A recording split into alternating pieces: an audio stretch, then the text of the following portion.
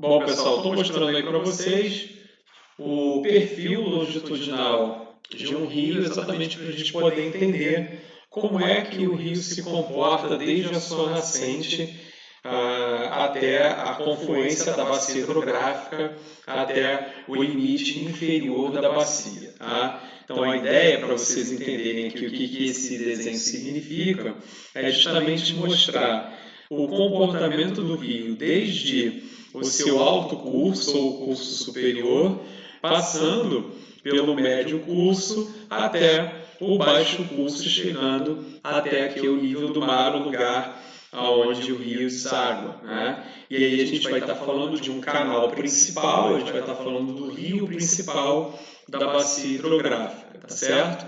Então essa é a ideia, tentar mostrar qual é o comportamento do rio ao longo desse percurso, desde quando ele nasce, lá na sua fase jovem, até a sua fase senil, quando ele chega aqui na área de confluência da bacia. Tudo bem? Bom, nessa primeira parte da vida do rio, né, que a gente diz que é o alto curso, a fase em que o rio está jovem, ele está muito perto de sua nascente, a declividade normalmente é mais alta e por conta disso o rio acaba tendo muita energia. Então, ele tem uma grande capacidade de erosão e transporte. Ele consegue promover uma alta erosão e, ao mesmo tempo, ele consegue transportar o material que se desgasta com muita facilidade.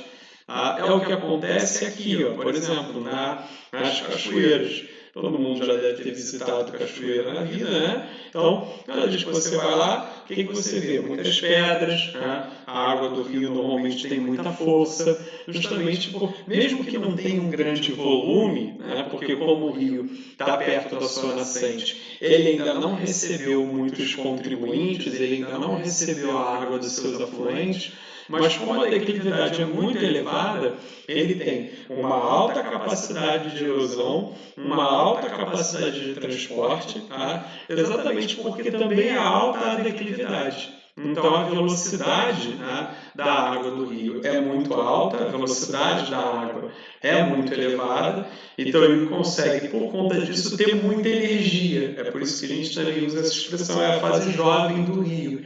Tá? Ele é um péssimo selecionador de sedimentos nessa fase, ele sai carregando tudo que encontra pela frente, né? Então por isso que na cachoeira você encontra lá pedras de toda sorte, né? Pedras grandes, pequenas, médias, né? Tudo isso é o que o rio transportou, causou a erosão, causou o desgaste do material e ao mesmo tempo o transporte, tá certo? Então nessa fase jovem, nessa fase onde o rio está mais próximo da sua nascente, ele tem exatamente essas características, né? Alta velocidade, alta declividade, alta capacidade de transporte, alta capacidade de erosão e baixa capacidade de deposição, né? Porque como o rio tem muita energia, só ficam mesmo pelo caminho as pedras maiores, como acontece, como vocês veem normalmente aqui nas cachoeiras. Tá certo? Tranquilo? Então, isso é como o rio se comporta na sua fase jovem. Já na sua fase adulta, o rio lá no seu médio curso, ele já tem um comportamento um pouco diferente. Por quê?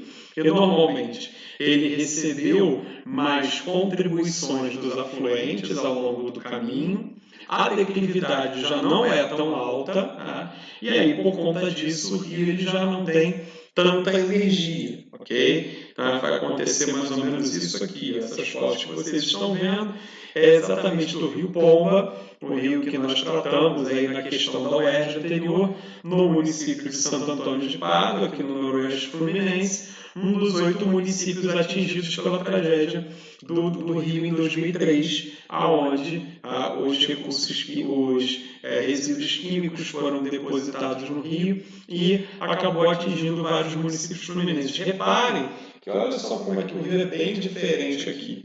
Ele é bem mais caudaloso, ok? E ele não tem, você não consegue ver aí tantas pedras, né? Quando o nível do rio baixa, você até vê, tá? Mas é uma paisagem bem diferente da paisagem lá das cachoeiras, né? Porque, repara, a declividade já não é tão grande, o rio já recebeu contribuição de vários afluentes, então é exatamente aqui no médio curso onde há um relativo equilíbrio entre transporte e deposição. Tá? É importante dizer que o curso superior dos rios, o alto curso dos rios, normalmente é onde acontecem os planaltos, né? Predominam os relevos de planalto, onde eu tenho uma maior capacidade de erosão e transporte em relação à deposição. Aqui no médio curso, normalmente você tem os dois processos, erosão e transporte, e sedimentação, mais ou menos parecidos, né, em proporções mais ou menos parecidas. O rio tanto consegue transportar bastante material, quanto consegue também depositar bastante material ao longo do seu caminho. Ou seja, na medida em que o rio vai se desenvolvendo, ele vai perdendo capacidade de transportar as pedras maiores, os sedimentos maiores. Então é por isso que essas pedras ficam mais pelo alto curso. E na medida em que ele vai chegando até o seu médio curso, ele vai depositando, ele vai tendo uma capacidade de sedimentação cada vez maior, tá certo? Até que o rio é capaz de chegar aqui no seu baixo curso, já na sua fase senil, ele já é capaz de produzir bastante ilhas fluviais, às vezes ilhas fluviais enormes, como é o caso da ilha de Marajó, na foz do Rio Amazonas, que eu vou mostrar daqui a pouco. Então aqui seria exatamente um exemplo do baixo curso. Isso aqui já é o Rio Paraíba do Sul, muito perto da sua foz, já no lugar onde ele deságua no mar, ok? Repara aqui, todo esse depósito de areia que vocês estão vendo aqui no entorno do leito foi trazido exatamente pelo rio. Então, nesse momento aqui, o rio ele já não tem mais tanta capacidade de transporte. Na verdade, ele vai fazer a sedimentação do material que ele transportou ao longo de todo o seu curso aí. Ok? Então, só para a gente poder voltar lá naquele primeiro slide, é importante fazer um resumo de que o rio ele vai se dividir em 3 fases ao longo do seu percurso. O alto curso, o médio curso e o baixo curso. A fase jovem, a fase adulta e a fase senil. Na fase jovem, o rio tem uma alta capacidade de transporte, uma alta capacidade de erosão e uma baixa capacidade de sedimentação.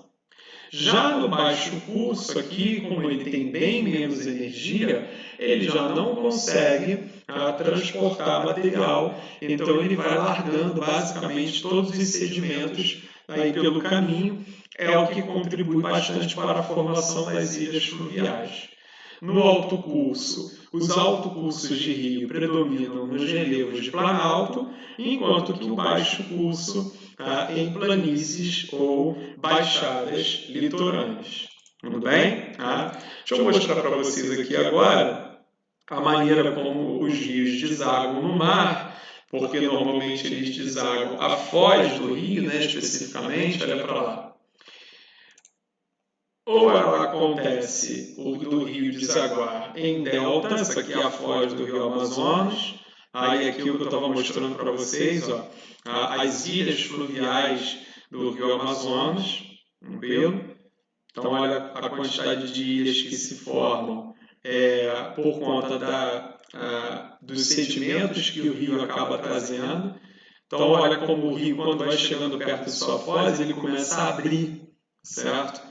Por isso que o pessoal usa essa expressão da foz em delta. É diferente, olha só. Isso aqui já é a foz do Rio São Francisco, que é uma foz que a gente chama de estuário, certo? Então o rio vem se deslocando, chega até aqui, ó, é uma foz em estuário, o rio não abre, ó. Eles desagam num canal único. Enquanto que em delta, olha só, o rio vai se dividindo em vários canais diferentes, formando as ilhas fluviais, deixando os sedimentos pelo caminho e chegando até o mar, né, dessa forma mais aberta aqui, fazendo uma forma meio que de triângulo, né, com as ilhas fluviais no meio. Enquanto que no estuário não, né, o rio chega até o litoral numa forma de canal único, tá certo? E isso a gente vai chamar então da foz em estuário, tá certo? Vamos dar mais uma paradinha para a próxima.